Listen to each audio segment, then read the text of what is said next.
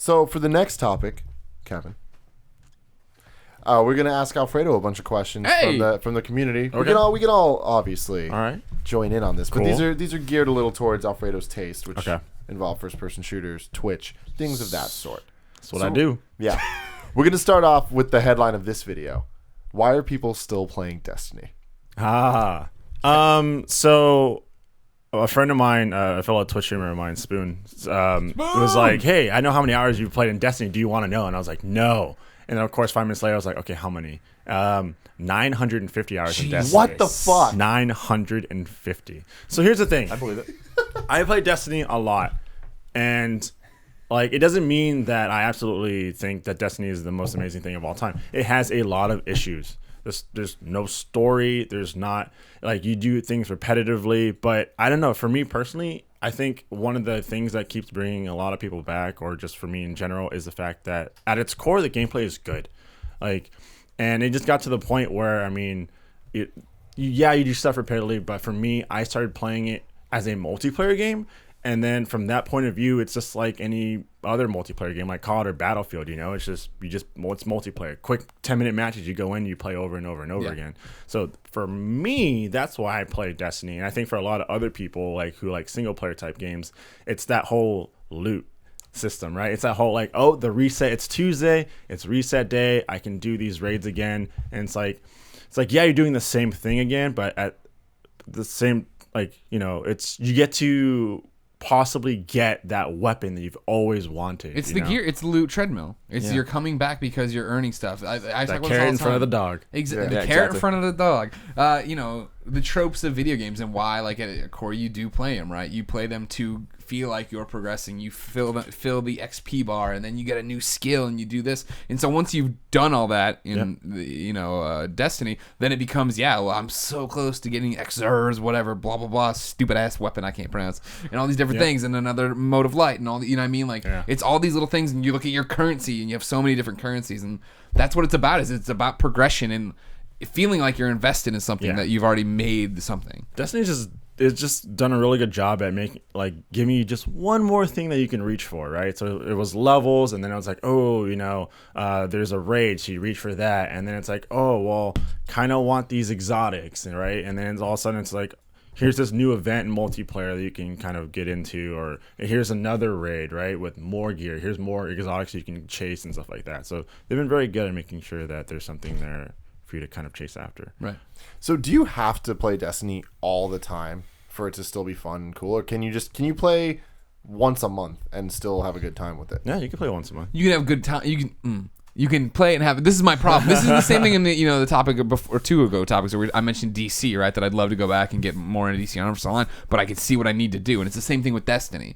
I'm still like, level 25 or something. So people are always like, let's go raid. I'm like, I'm not at all equipped for that, because I'd have to go in there and put in the fucking work to get to that spot to be able to go raid, and like, there's just so much. If you're not going to play as much as Alfredo is, or as much as a normal person who's sane would play, if you're not playing, every day, every few days or whatever, you're just never going to be able to catch up to your friends and be part of what they're doing. Yeah, there starts to become this gap when you're not at least frequently playing it, which is an issue. Like, one of the big issues when the game first came out is that it was so grindy. It's less grindy now, but you still got to put in a ton of work. Like, I started a PlayStation character, and I just there's occasionally a wall. Like, I hit a wall, I'm like, well, I need to just grind this out until I can buy the gear, and that's going to be a lot of hours. So, yeah. That sounds thrilling. The next question comes from HalesBells69. Hails. What do you see the future of Destiny looking like? And will there be a Destiny 2? Oh, 100% there's going to be a Destiny 2. The future of Destiny, I would say it just needs to have...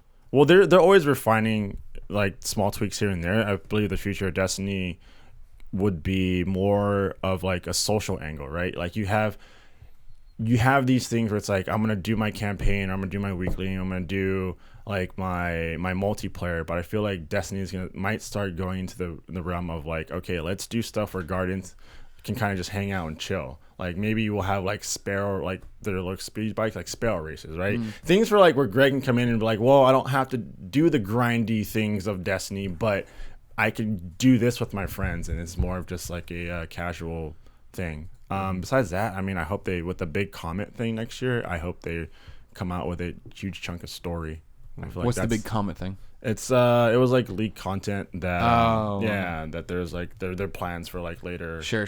next this year. Yeah.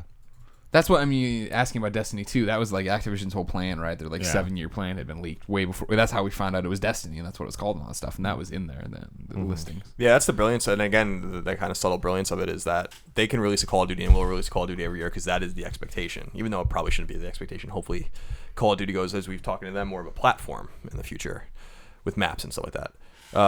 Destiny 2 will exist, I'm sure, at some point. Maybe not on even on these consoles, because I think that they would be insane to fuck with anything that they're doing right now. Like, there's the reason Titanfall 2 is already a thing and already revealed and already announced is because they have to. You know, like Titanfall wilted.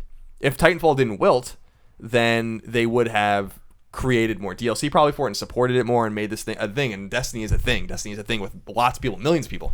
And so, like, to say anything about a sequel even in the next 3 years would be foolish, you know, because it seems like they have something that works, just like Warcraft works and just like Guild Wars works. Like, it's just leave it alone, you know, and release new content like this leaked content that was. By the way, I forgot that we didn't we reveal Destiny at IGN. Yeah, at IGN. I was I forgot about. I mean, I didn't write the story, but I forgot that we actually we were the ones that leaked that story.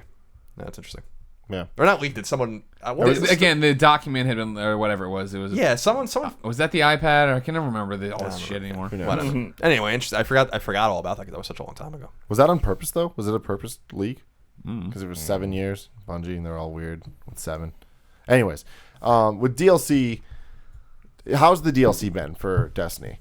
A lot of people thought it was a failure.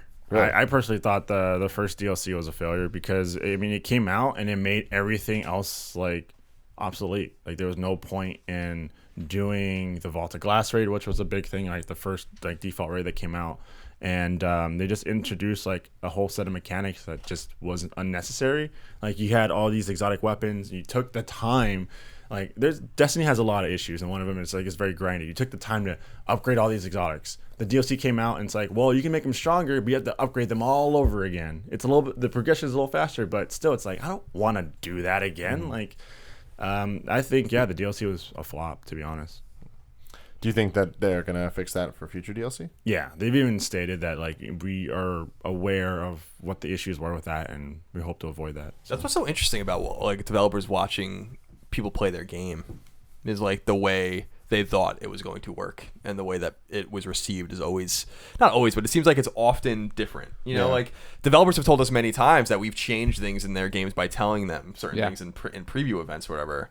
What was the one game where you wanted to use the D-pad or whatever? Guacamelee was an example where like I think it was like I was like, why can't I use this? I think that was the game where it's like I want to use the D-pad, and so they did that, you know. And it was like that because you're in such a fucking shoebox for years with this shit, and you think that it's gonna be like, well, this is the way we see it, and so everyone's gonna see it like that. I'm always fascinated by that when they admit like, wow, we were wrong, and we have to fix this thing. The major thing they have to do, and this is a surprise to me because I always assumed Destiny was on PC for a long time, but it seems like it's not. It's on like, you know, the PlayStation 3, PlayStation 4, and Xbox 360, and Xbox One.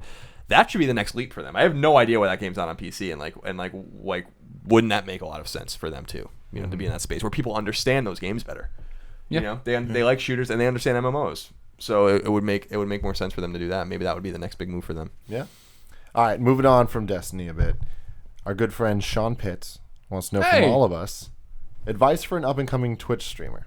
I was about to say, I was like, oh, this is all gonna be Destiny. Like, my God, I do this all the time. No. Sorry, God forbid. An up and coming Destiny. Nope. An up and coming Twitch streamer. Yeah. Consistency. Yeah, consistency, 100%. I would say consistency. So you like have that set schedule where it's like, for me, I'm like, hey guys, every weekday from 9 a.m. to like 2 p.m. there's a stream. Then 6 to 10 at night there's another stream, and then weekends it varies. So like having that, and so that way they know it's like, oh, like it's like you kind of become like a show at that point where people are like, oh, it's 8 o'clock, time to tune in, you know, Alfredo streaming something. They work you into their regimens. Exactly. Yeah. So consistency, streaming a lot of the top games and streaming new releases when those are released, I would say are the biggest things. But honestly, I've seen people who have not really good like graphics on their channel or like really crappy audio, but have thousands of people watch them because at its core, like if you want to be big on Twitch, just a personality that people can relate to and can attach themselves to, and you got to just grind it out. Yeah. It's not going to be. It's real life Destiny. Yeah, it's not. No, Destiny will haunt me forever. No, because like when I started this a year ago, and for the first 6 months, I had like 30 viewers a night, and I was still like 6 days a week writing it out. But eventually, certain things that kind of just catapult you. Destiny was one of those games that just kind of catapulted me. So yeah, it's a grind for sure. Yeah. What do you think, Colin? I don't pretend to have insight into the way Twitch works, right? Like I think it would be disingenuous for me to like give advice on a platform that I'm new to too. My whole approach with Twitch was when I knew that we wanted, you, especially you, Tim, you identified this as a platform that is important, and I trust you because I'm old and I don't really understand. I play single player games and yell at children on my lawn and shit. So, so when you said that Twitch was important, I'm like, okay. And what struck out to me at first was like, how can we do something different on this channel? And so as we've talked about many times, like I came up with the idea for Colin and Greg, which was based on my love of sports radio or whatever. And I think that the reason we're successful on Twitch right now is not because of our streams, because I think our streams are fun and whatever. We don't do them that often. It's because we have a consistent product that no one is doing on Twitch. People are playing games and they will do it better than us. I can play Destiny on Twitch if I want to, but why would people watch me when they can watch Alfredo play it at a much higher level, and be able to talk about it more authoritatively? So I think playing to your strength seems to make most sense, even if maybe it's not a game at all, because I wonder if there's going to be more success out there when with people seeing what we're doing with Colin and Greg and start to try to emulate that, because I don't really think that there's anything like it. And so that would be my only advice with Twitch, is to try to identify the thing that makes sense for you, even if it's maybe not a game, but a platform or a way you talk about games or talk about nerd culture, because I think that's what's worked for Greg and I. I think if we did what Alfredo did or does, and we do that. We played Mega Man, all the Mega Man games the other day on the classic Mega Man games, and we had 2,500 concurrents pretty much the entire time. It was awesome. But if I were to step in and try to be disingenuous, I think that that's going to rebound and rubber band on me very quickly. Yeah. I mean, my advice is just do it. Just do what you want to do, and just keep doing what you want to do, and then eventually people will like it. If you make the content you believe in, other people will believe in it too. Yeah, and like you were saying, like play the biggest games and all that stuff, and it's like that's great. That if you do want to like get those easy numbers, yeah, sure.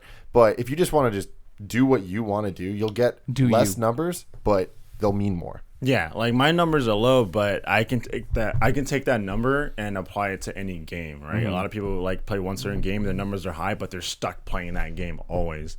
You were like that with Titanfall for a long time, right? Right. It was just Titanfall all the time, and then like I had a significant drop off in numbers, but I was like, you know what, I'm gonna take that hit because I want to build my brand and my channel off of just being able to play any game. It's gonna take longer in terms of growth, but that's the channel I wanted to build. It's a better community. It's more valuable. Everything about it. It's more genuine. Yeah. That's important. Being genuine is important. I mean, Alfredo's being genuine because he really plays these games. It would be foolish for me to say, like, Battlefield Hardline's out, a game that I've basically done nothing but say it's a copy of Payday for 2 years, and then be like, well, I'm going to play it now because that's what's relevant to people. That makes sense for Alfredo because Alfredo really does want to play it, and his audience really wants to see it. What they want to see from me and Greg is probably something radically different.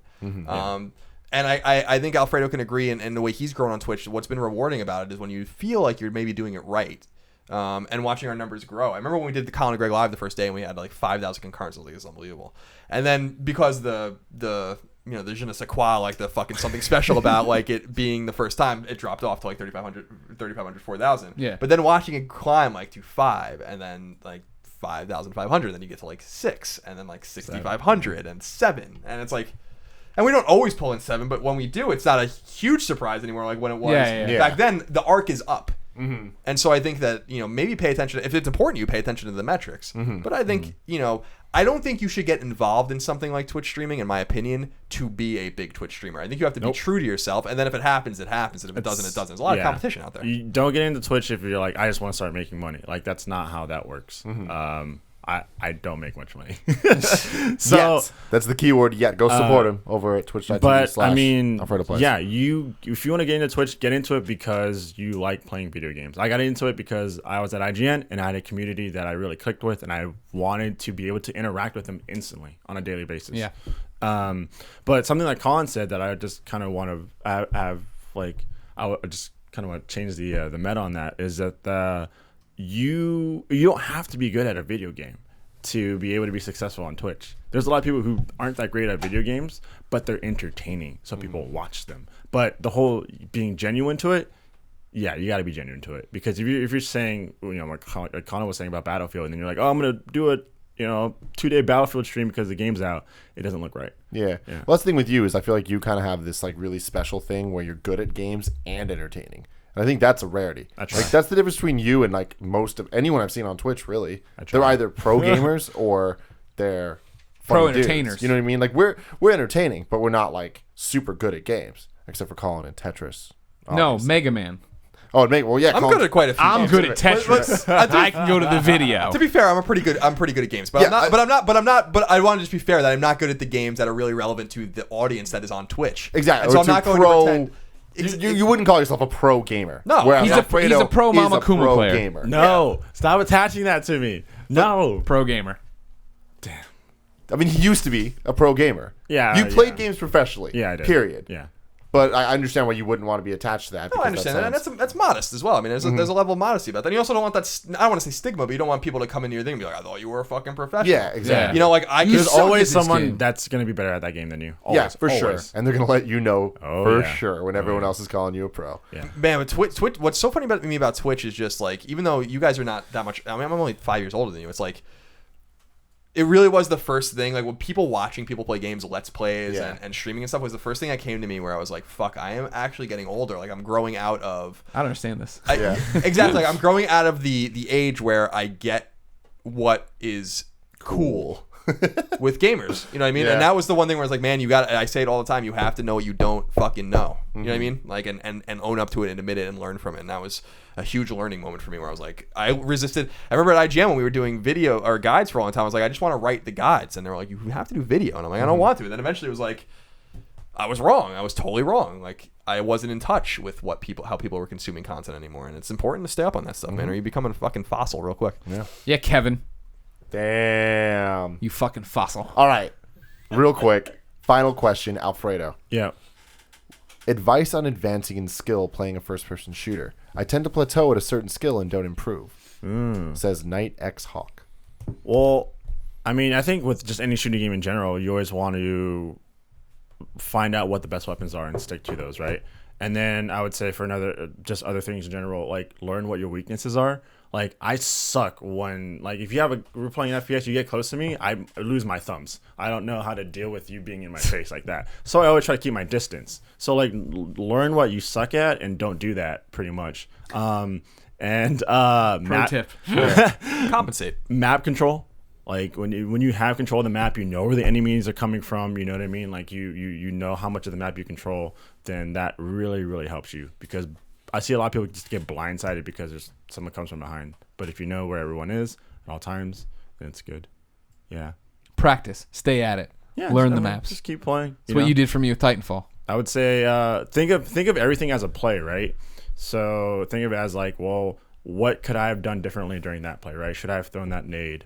Or should I have charged like that, right? And always kind of awareness, huge thing. Just always be aware of your surroundings. Awesome.